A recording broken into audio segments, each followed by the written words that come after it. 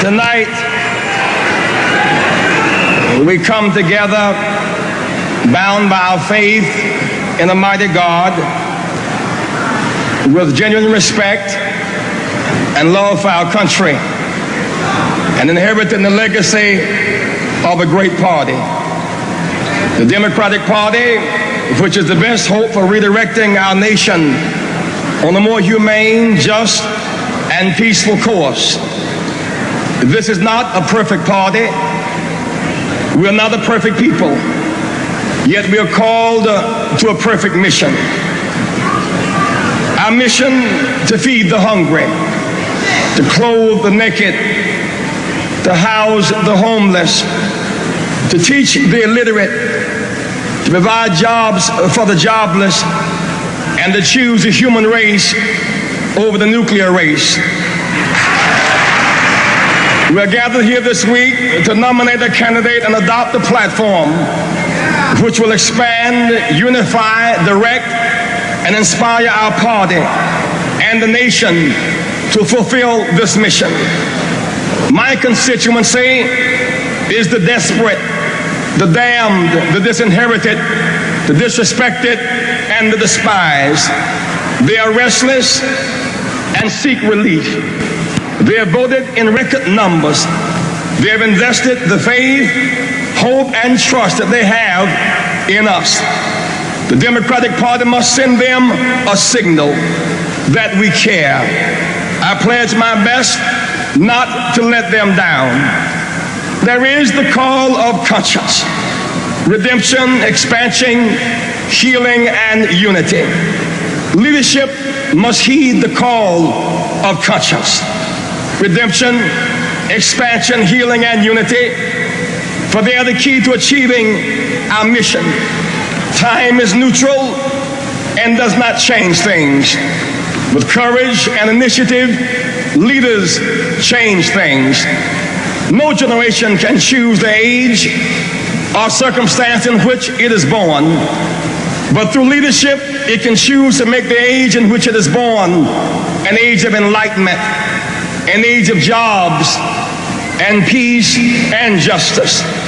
Only leadership, that intangible combination of gifts, discipline, information, circumstance, courage, timing, will, and divine inspiration, can lead us out of the crisis in which we find ourselves. Leadership can mitigate the misery of our nation. Leadership can part the waters and lead our nation in the direction of the promised land. Leadership can lift the boats stuck at the bottom. I've had the rare opportunity to watch 7 men and then 2 pour out their souls, offer their service, and heal and heed the call of duty to direct the course of our nation. There is a proper season for everything. There is a time to sow and a time to reap. There's a time to compete and a time to cooperate. I ask for your vote on the first ballot as a vote for a new direction for this party and this nation. A vote of conviction, a vote of conscience. But I will be proud to support the nominee of this convention for the President of the United States of America.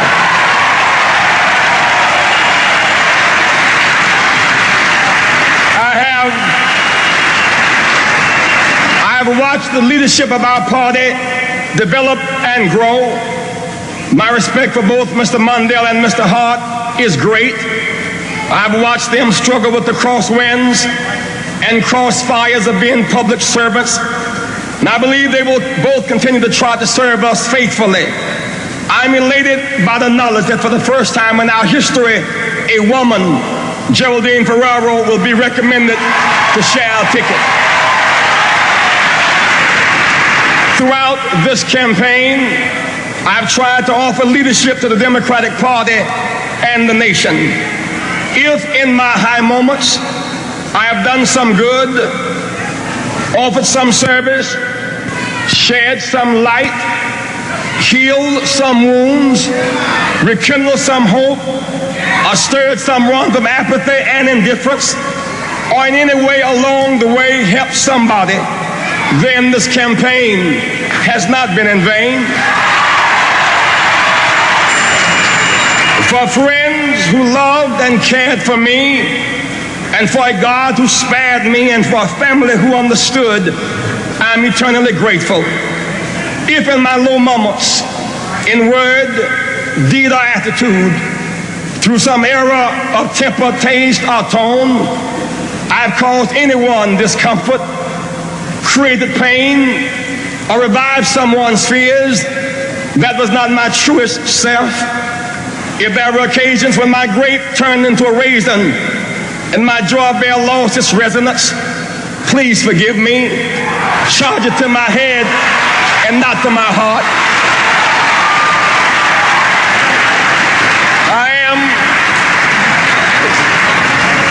My head, so limited in its finitude, my heart, which is boundless in its love for the human family.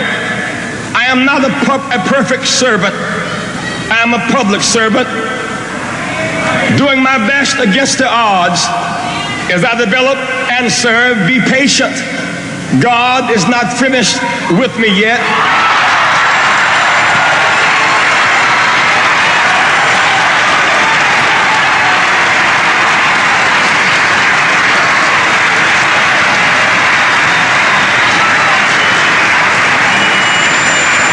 This campaign has taught me much, that leaders must be tough enough to fight, tender enough to cry, human enough to make mistakes, humble enough to admit them, strong enough to absorb the pain, and resilient enough to bounce back and keep on moving.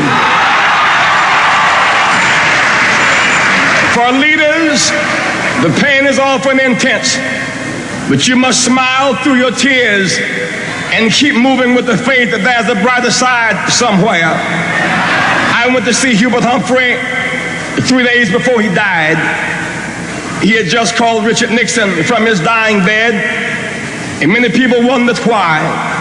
And I asked him, he said, Jesse, from this vantage point, the sun setting in my life, all of the speeches, the political conventions, the crowds, and the great fights are behind me now. At a time like this, you are forced to deal with your irreducible essence, forced to grapple with that which is really important to you. And what I've concluded about life, Hubert Humphrey said, when all is said and done, we must forgive each other and redeem each other and move on. Our party is emerging from one of the most hard-fought battles for the Democratic Party's presidential nomination in our history. But our healthy competition should make us better, not bitter. We must use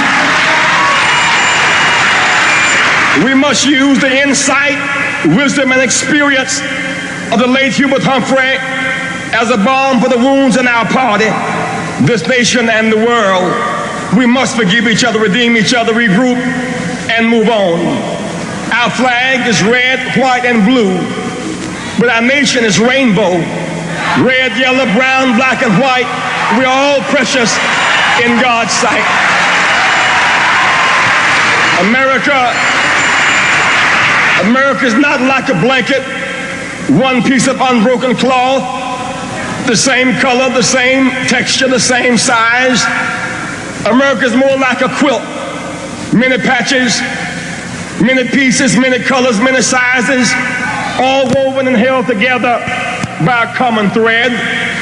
The white, the Hispanic, the black, the Arab, the Jew, the woman, the Native American, the small farmer, the business person, the environmentalist, the peace activist, the young, the old, the lesbian, the gay, and the disabled make up the American quilt.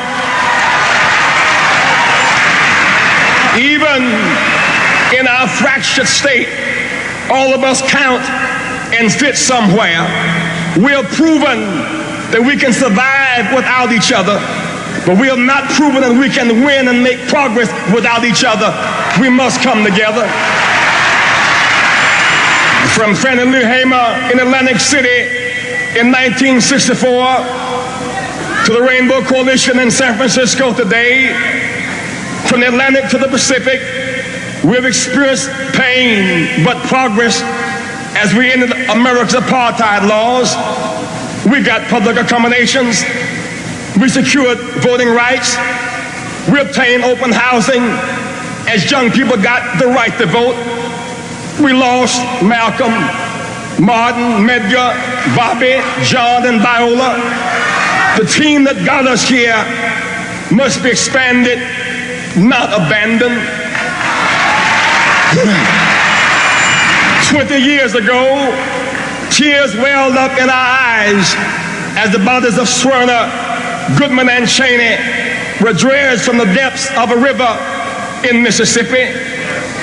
20 years later, our communities, black and Jewish, are in anguish, anger, and pain.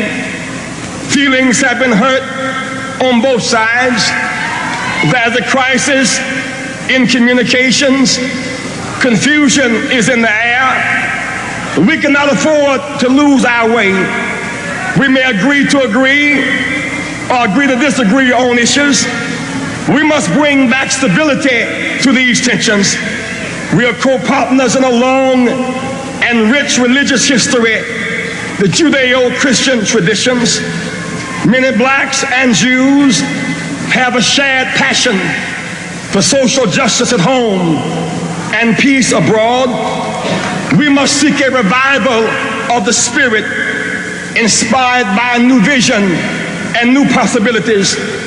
We must return to higher ground. We are bound by Moses and Jesus, but also connected with Islam and Muhammad. These three great religions, Judaism, Christianity, and Islam, were all born in the reverent and holy city of Jerusalem. We're bound by Dr. Martin Luther King Jr. and Rabbi Abraham Heschel, crying out from their graves for us to reach common ground. We're bound by shared blood and shared sacrifices. We are much too intelligent, much too bound by Judeo-Christian heritage, much too victimized by racism, sexism, militarism, and anti-Semitism, historical scapegoats to grow undivided one from another. We must turn from finger-pointing to clasp hands. We must share our burdens and our joys with each other once again. We must turn to each other and not on each other and choose higher ground.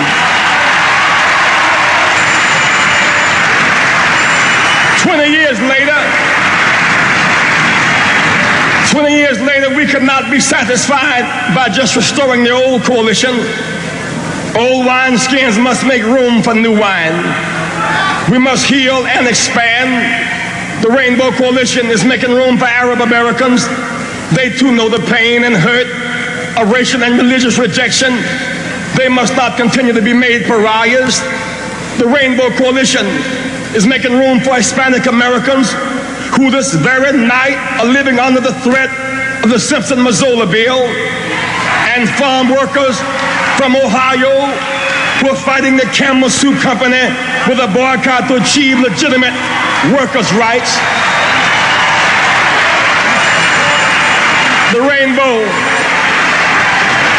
is making room for the Native American, the most exploited people of all, a people with the greatest moral claim amongst us. We support them as they seek the restoration of their ancient land and claim amongst us. We support them as they seek the restoration of land and water rights, as they seek to preserve their ancestral homelands and the beauty of a land that was once all theirs. They can never receive a fair share for all they've given us, but they must finally have a fair chance to develop their great resources and to preserve their people and their culture. The Rainbow Coalition includes Asian Americans now being killed in our streets, scapegoats for the failures of corporate, industrial, and economic policies. The Rainbow is making room for the young Americans. 20 years ago, our young people were dying in a war for which they could not even vote. But 20 years later, young America has the power to stop a war in Central America and the responsibility to vote in great numbers.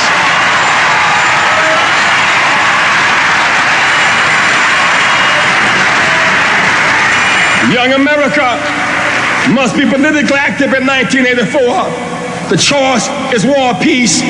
We must make room for young America. The rainbow includes disabled veterans. The color scheme fits in the rainbow. The disabled have their handicap revealed and their genius concealed, while the able-bodied have their genius revealed and their disability concealed. But ultimately, we must judge people by their values and their contribution. Don't leave anybody out.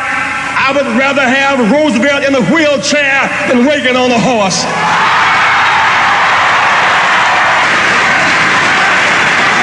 The rainbow is making room for small farmers.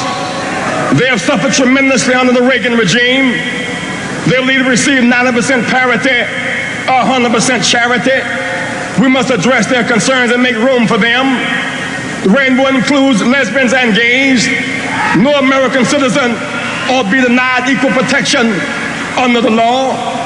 We must be unusually committed and caring as we expand our family to include new members.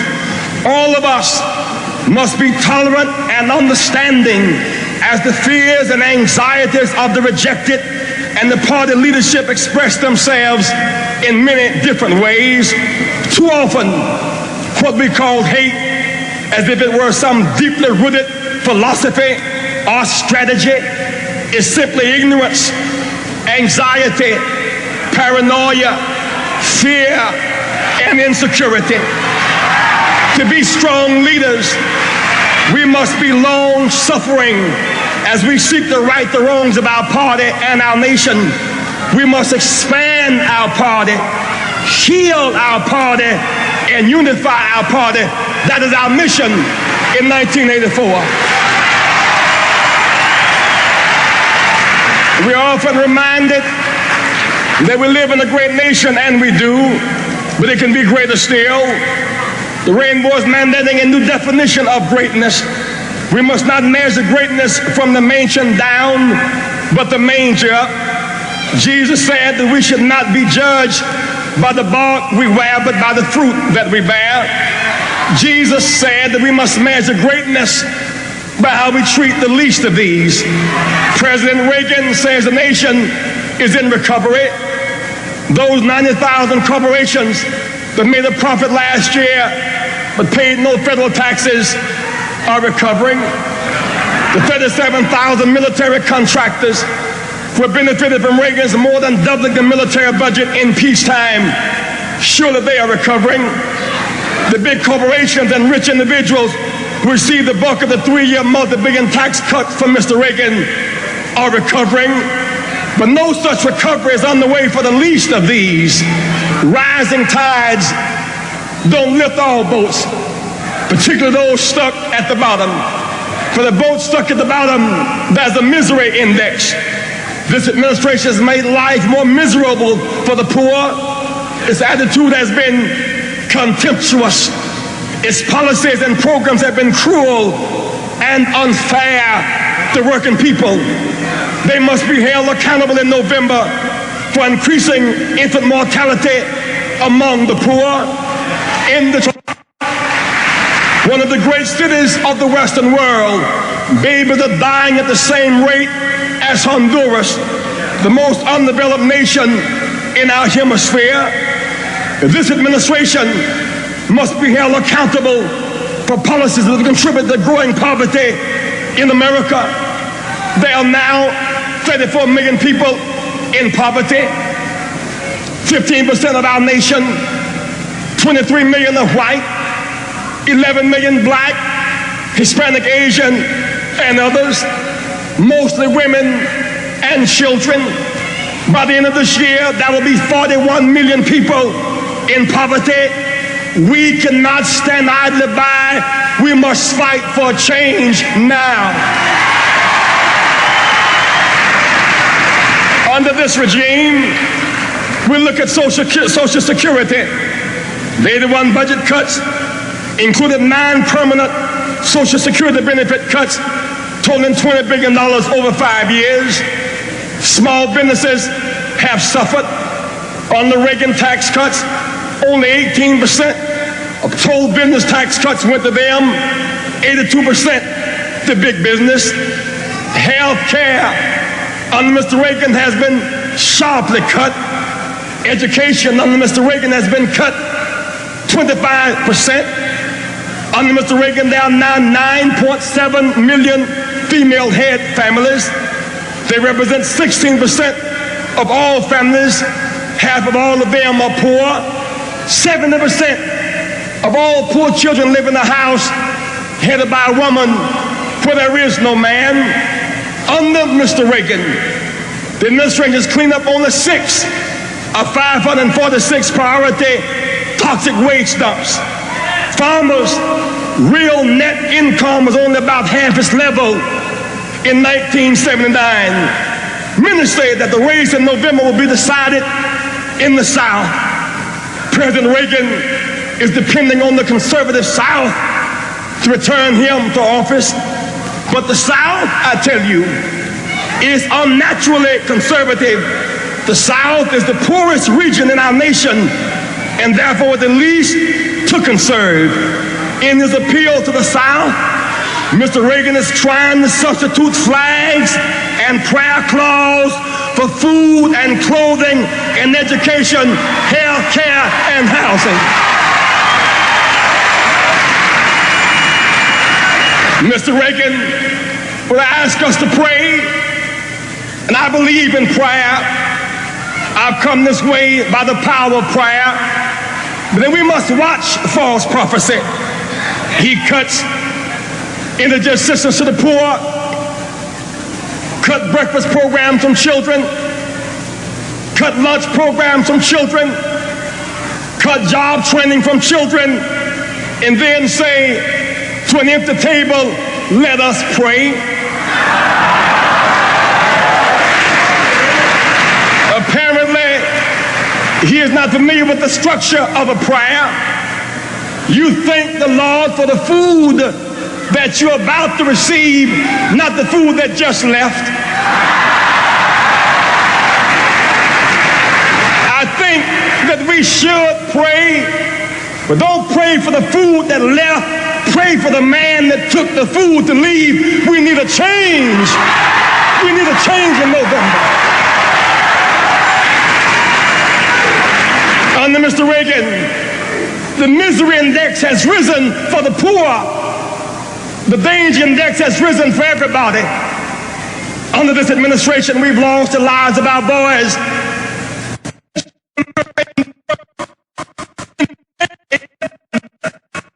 A nuclear standoff in Europe. Under this administration, 1/3 of our children believe they will die in a nuclear war. The danger index is increasing in this world. With all the talk about the defense against Russia, the Russian submarines are closer and their missiles are more accurate. We live in a world tonight more miserable and the world more dangerous. While Reaganomics and Reaganism is talked about often, so often we miss the real meaning. Reaganism is a spirit, but Reaganomics represent the real economic facts of life. In 1980, Mr. George Bush, a man with reasonable access to Mr. Reagan, did an analysis of Mr. Reagan's economic plan. Mr. George Bush concluded that Reagan's plan was voodoo economics. He was right.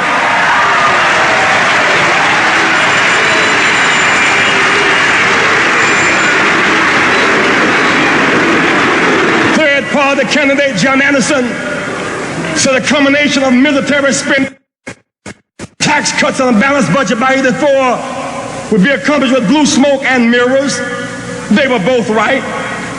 Mr. Reagan talks about a dynamic recovery. There's some measure of recovery. 3.5 years later, unemployment has inched just below where it was when he took office in 81. There are still 8.1 million people officially unemployed, 11 million working only part-time. Inflation has come down, but let's analyze for a moment who paid the price for the superficial economic recovery. Mr. Reagan curbed inflation by cutting consumer demand. He cut consumer demand with conscious and callous fiscal and monetary policies. He used the federal budget to deliver and curb social spending. He then waived and supported tight monetary policies of the Federal Reserve Board to deliberately drive up interest rates, again to curb consumer demand created through borrowing. Unemployment reached 10.7%. We experienced skyrocketing interest rates. Our dollar inflated abroad. There were record bank failures, record farm foreclosures, record business bankruptcies, record budget deficits, record trade deficits. Mr. Reagan brought inflation down by destabilizing our economy and disrupting family life. He promised in 1980 a balanced budget, but instead we now have a record $200 billion budget deficit. Under Mr. Reagan, the cumulative budget deficit for his 4 years is more than the sum total of deficits from George Washington to Jimmy Carter combined. I tell you, we need a change. How is he paying for these short-term jobs? Reagan's economic recovery is being financed by deficit spending, $200 billion a year. Military spending, a major cause of this deficit, is projected over the next 5 years to be nearly $2 trillion, and will cost about $40,000 for every taxpaying family. When the government borrows $200 billion annually to finance the deficit, this encourages the private sector to make its money off of interest rates as opposed to development and economic growth.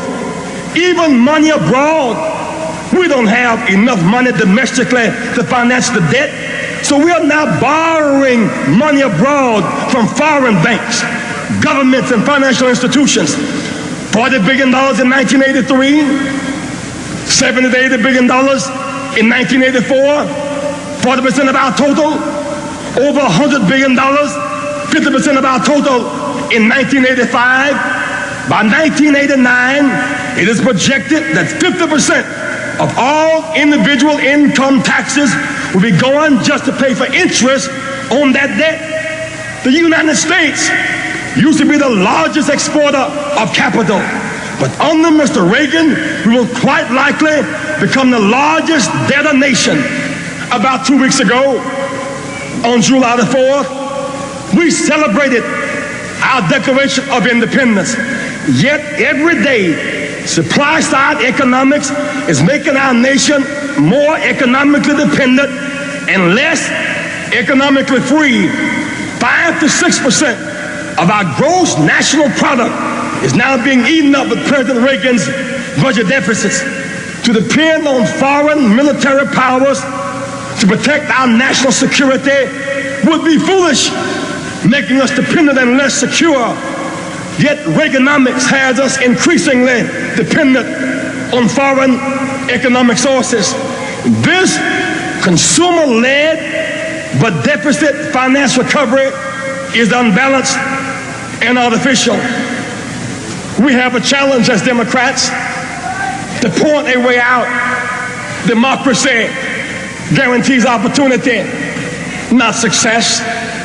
Democracy guarantees the right to participate, not a license for either a majority or a minority to dominate. The victory for the Rainbow Coalition in the platform debates today was not whether we won or lost, but that we raised the right issues. We could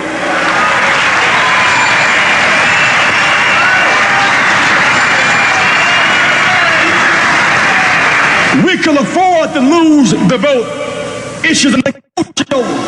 We cannot afford to avoid raising the right questions. Our self-respect and our moral integrity were at stake. Our heads are perhaps bloody, but not bowed. Our back is straight. We can go home and face our people. Our vision is clear.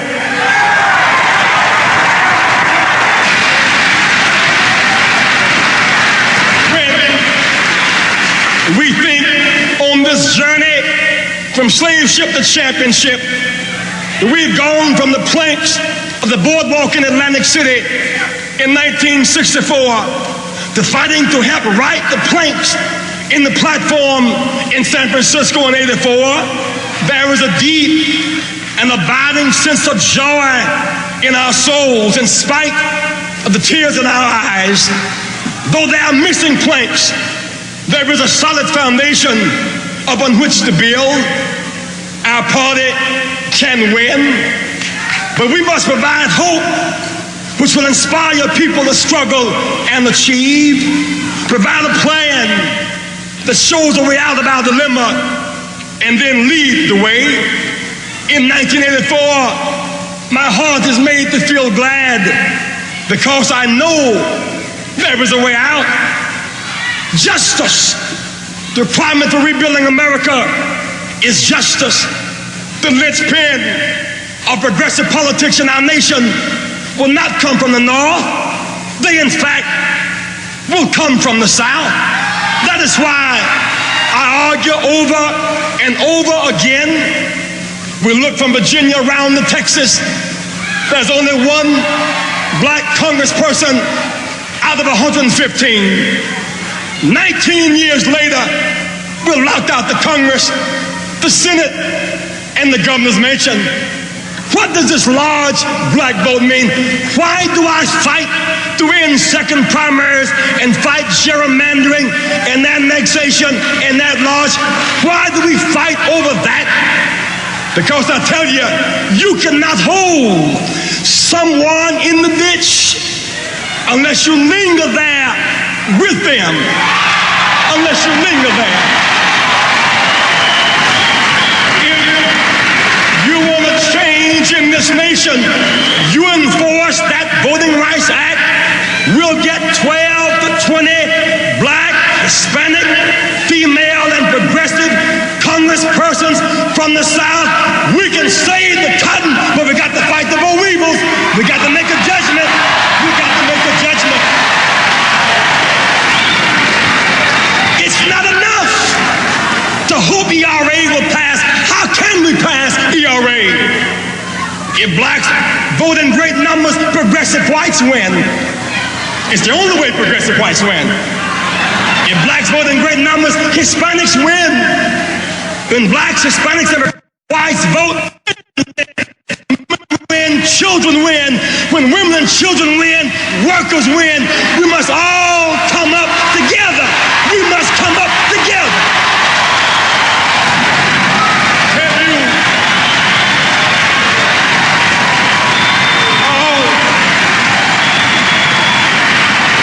All of our joy and excitement, we must not save the world and lose our souls. We should never short circuit enforcing the Voting Rights Act at every level. When one of us rise, all of us will rise. Justice is a way out. Peace is a way out. We should not act as if nuclear weaponry is negotiable and debatable. In this world in which we live, we dropped the bomb on Japan and felt guilty. But in 1984, other folks also got bombs. This time we dropped the bomb 6 minutes later. We too will be destroyed. It's not about dropping the bomb on somebody. It's about dropping a bomb on everybody. We must choose to develop minds over guided missiles and think it out and not fight it out. It's time for a change.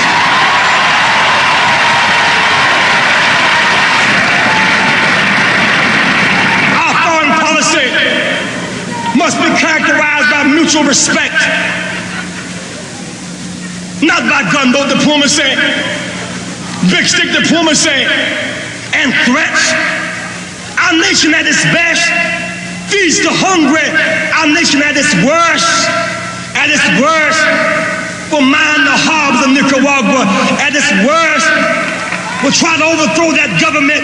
At its worst, will cut aid to American education and increase aid to El Salvador. At its worst, our nation will have partnership with South Africa. That's a moral disgrace. It's a moral disgrace. It's a moral disgrace. We look at Africa. We cannot just focus on apartheid in Southern Africa. We must fight for trade with Africa and not just aid to Africa. We cannot stand idly by and say we will not relate to Nicaragua unless they have elections there and then embrace military regime in Africa, overthrowing democratic governments in Nigeria and Liberia and Ghana. We must fight for democracy all around the world and play the game by one set of rules. Peace in this world. Our present formula for peace in the Middle East is inadequate. It will not work. There are 22 nations in the Middle East. Our nation must be able to talk and act and influence all of them. We must build upon Camp David and measure human rights by one yardstick. In that region, we have too many interests and too few friends. There's a way out. Jobs. Put America back to work. When I was a child growing up in Greenville, South Carolina, the Reverend Sample used to preach every so often a sermon relating to Jesus, and he said, if I be lifted up, I'll draw all men unto me. I didn't quite understand what he meant as a child growing up, but I understand a little better now. If you raise up truth, it's magnetic. It has a way of drawing people. With all this confusion and this conviction and bright lights and parties and big fun, we must raise up the simple proposition. If we lift up a program to feed the hungry, they'll come running. If we lift up a program to study war no more, our youth will come running. If we lift up a program to put America back to work as an alternative to welfare and despair, they will come working. If we cut that military budget without cutting our defense and use that money to rebuild bridges and put steel workers back to work and use that money and provide jobs for our cities and use that money to build schools and pay teachers and educate our children and build hospitals and train doctors and train nurses, the whole nation will come running to us.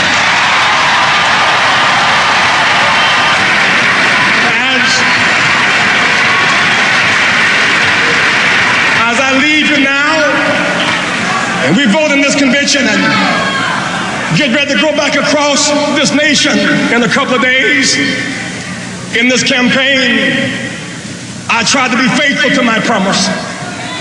I lived in El Barrios, ghettos, Indian reservations, and housing projects. I have a message for our youth. I challenge them to put hope in their brains and not dope in their veins. I told them that like Jesus, I too was born in the slum, but just because you're born in the slum does not mean the slum is born in you, and you can rise above it if your mind is made up.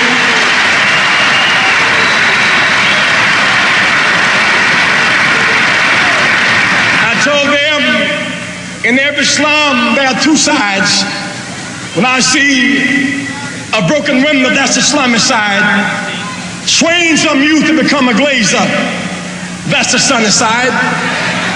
When I see a missing brick, that's the slummy side. Let that child in the union and become a brick mason and build. That's the sunny side. When I see a missing door, that's the slummy side. Train some youth to become a carpenter. That's the sunny side. When I see the vulgar words and hieroglyphics of destitution on the walls, that's the slummy side. Train some youth to become a painter and artist. That's the sunny side. We leave this place looking for the sunny side because there's a brighter side somewhere. I'm more convinced than ever that we can win. We'll fought up the rough side of the mountain. We can win. I just want young America to do me one favor. Just one favor. Exercise the right to dream. You must face reality, that which is, but then dream of the reality that ought to be, that must be. Live beyond the pain of reality with the dream of a bright tomorrow. Use hope and imagination as weapons of survival and progress. Use love to motivate you and obligate you to serve the human family. Young America, dream. Choose the human race over the nuclear race. Bury the weapons and don't burn the people. Dream. Dream of a new value system. Teachers who teach for life and not just for a living. Teach because they can't help it. Dream of lawyers more concerned about justice than a judgeship. Dream of doctors more concerned about public health than personal wealth. Dream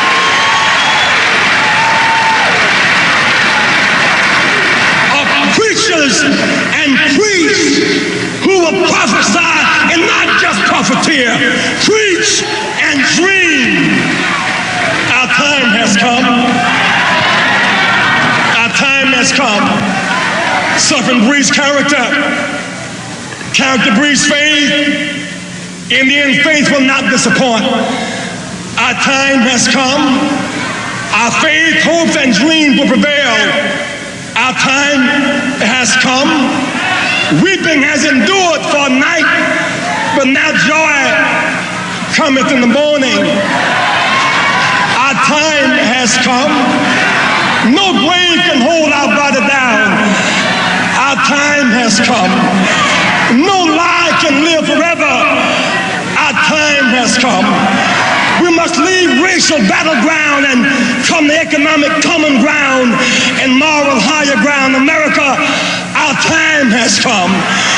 We've come from disgrace to amazing grace. Our time has come. Give me your tithe. Give me your poor, your huddled masses who yearn to breathe free. And come November, there will be a change.